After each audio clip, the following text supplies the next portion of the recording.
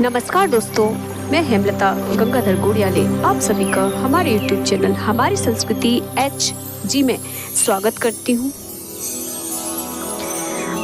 आप सभी कैसे हैं? आशा करती हूँ कि आप सभी अच्छे होंगे। आज हम आपको बताने जा रहे हैं ग्वालियर का संगीत विश्व धरोहर में एक अपनी पहचान, और जिसके लिए यूनेस्को में मिली है नई पहचान। सिटी ऑफ म्यूजिक का दर्जा दिया गया है ग्वालियर के संगीत को और ग्वालियर शहर को। इंडिया के 3 शहरों में तीसरा स्थान इस बार ग्वालियर शहर को मिला है सिटी ऑफ म्यूजिक का दर्जा। इससे पहले वाराणसी और चेन्नई को दिया गया था सिटी ऑफ म्यूजिक का दर्जा। संगीत के नाम से जानने वाली ये शहर अपनी एक अलग पहचान बनाते हैं पूरे विश्व में, पूरे इंडिया में। साथ ही मध्य प्रदेश का ये बड़ा ही प्यारा शहर और जो संगीत के लिए जाना जाता है, यहाँ से निकलकर म्यूजिक और संगीत ने अपनी एक अलग पहचान बनाई है, धरोहर के रूप में पूरे विश्व को एक पहचान दी है। आप सभी जानते हैं कि ग्वालियर में ऐसे बही थी संगीत की सरिता। स्वर्णिम काल से लेकर संस्कृत से ब्रज तक, अकबर के नवरत्न से लेकर हमारी खासियत, संगीत की 2 शैली, 8 अंग की गायकी और संगीत की गंगोत्री संगीत शालाएं, ये सारी ग्वालियर से निकलकर पहुंची। और उन सभी को नमन है जिन्होंने इस उपलब्धि में नींव रखी, और वो हैं राजा मानसिंह, बैजू बाबरा, तानसेन, हस्सू हद्दू खां, कृष्ण राव शंकर पंडित, विष्णु दिगंबर, राजा भैया पूछ वाले, उस्ताद हाफिज अली खां, उस्ताद अमजद अली खां, और ऐसे बहुत सारे नाम आपको दिखने को मिल जाएंगे। लेकिन सबसे ज़्यादा अगर देखा जाए तो संगीत में ग्वालियर की पहचान या नींव रखने में प्रथम स्थान रहा है राजा मानसिंह का। और इन्होंने महल में संगीत शाला की शुरुआत की थी, और जिसमें तानसेन ने संगीत सीखा था। आप सभी जानते हैं नवरत्नों में तानसेन का एक बड़ा नाम है बैजू बाबरा, जिन्हें संगीत के बारे में लोग कहते हैं कि एक अलग ही आवाज़ और एक अलग ही अंदाज के साथ ये सभी जो रत्न हैं, बड़े ही अनमोल रत्न हैं ग्वालियर की संगीत को एक धरोहर देने के लिए। और ये जो मिला है, आप अनुमान लगा सकते हैं, विश्व में एक अलग ही पहचान। तो आपको हम बताने जा रहे हैं कि जो शुरुआत राजा मानसिंह ने की थी, और फिर मृगनयनी पर कई राग और बंदिश लिखे थे, बोले थे बैजू बाबरा जी ने, और तानसेन ने सीखे थे इस महल में संगीत। और ख्याल गायकी की जो शुरुआत की थी हस्सू हद्दू खां ने। कृष्णराव शंकर पंडित को पहला तानसेन अलंकरण पुरस्कार मिला था। आप सभी जानते हैं कि तानसेन का जो प्रोग्राम होता है बड़ा जोरदार होता है यहाँ ग्वालियर शहर में। पहले भी हम आप लोगों को इसके बारे में बता चुके हैं। अगर आप लोगों ने नहीं देखा है तो आप लोग जाकर के वीडियो देख सकते हैं।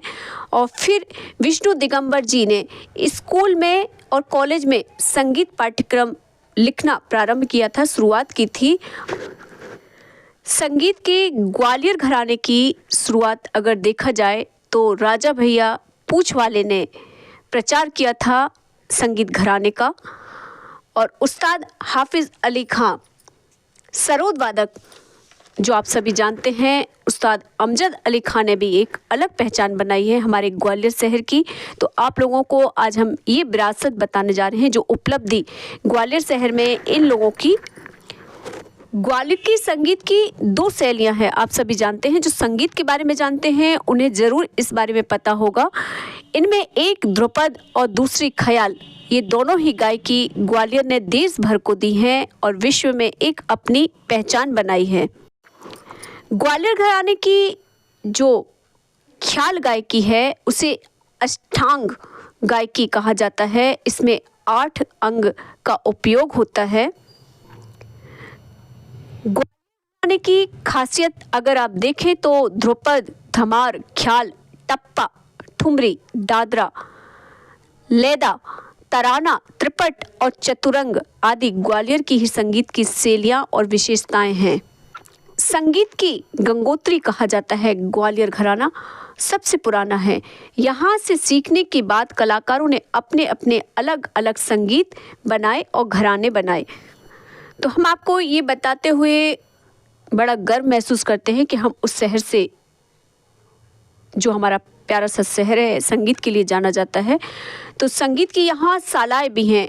12 के लगभग शहर में संगीत महाविद्यालय, 2 ध्रुपद केंद्र और 1 संगीत एवं कला विश्वविद्यालय भी ग्वालियर में आपको मिलेगा। यहाँ सीखने के लिए सारी जगह से लोग आते हैं और अकबर के नवरत्नों में ग्वालियर के संगीत सम्राट तानसेन का नाम भी आता है। ये आप सभी जानते हैं, इतिहास में इसका जिक्र किया है।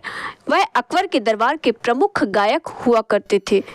आज हम आपको बता रहे हैं कि वर्ष 15वीं शताब्दी में संगीत को माना जाता था। उस सदी में ध्रुपद शैली की शिक्षा देने की शुरुआत की गई थी और राजा मानसिंह ने ध्रुपद की जो पहले संस्कृत भाषा में था उसे ब्रज भाषा का रूप दिया था। इससे यह आम लोगों के बीच तक पहुंचा था और संगीत की ये नींव रखने में इन लोगों का काफ़ी हद तक योगदान रहा है और इन्हीं की वजह से आज संगीत ग्वालियर घराना जाना जाता है और जिसकी वजह से यूनेस्को में आज इस शहर को सिटी ऑफ म्यूजिक का नाम मिला है, जो हमारे इंडिया का तीसरा ऐसा शहर है जहां संगीत अपनी एक अलग पहचान रखता है।